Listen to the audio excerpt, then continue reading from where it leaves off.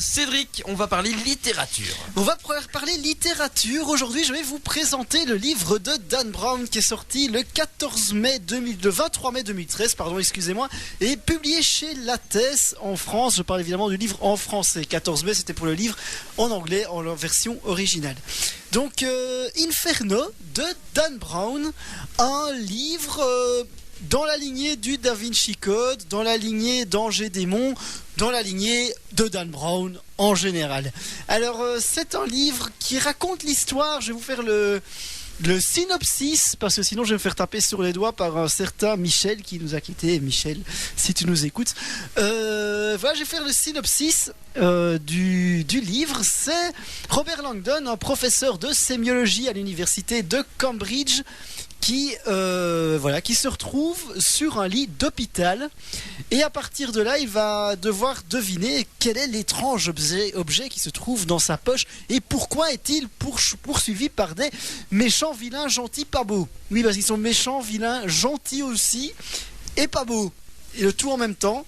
Et voilà, il se retrouve plongé dans une grande course-poursuite, folle course-poursuite, dans Florence, dans Venise et dans Istanbul, et il nous fait découvrir... En Italie, quoi.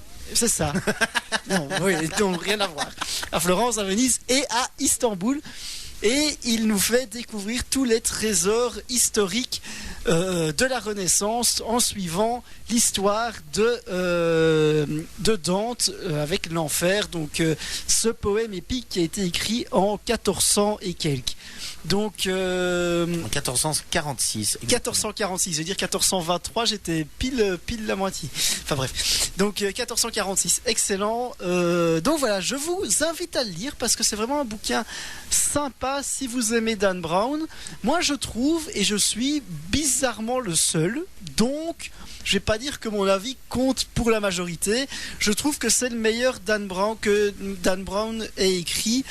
Je trouve que franchement le thème principal d'actualité, parce que c'est un thème très d'actualité, je vous révèle pas lequel c'est, parce que sinon vous allez comprendre à peu près tout le bouquin. Le thème est d'actualité, je pense que c'est vraiment plongé au sein de notre époque, mais avec un prisme historique qui est très très très intéressant. Donc voilà, c'est pour ça que je trouve que c'est le meilleur Dan Brown écrit entre les trois. En tout cas, je parle bien des livres, les livres historiques, parce que je sais qu'il a écrit aussi de la science-fiction, et ça je n'en ai jamais lu, donc je ne sais pas vous dire. Mais par contre, Benja, tu n'es pas de mon avis.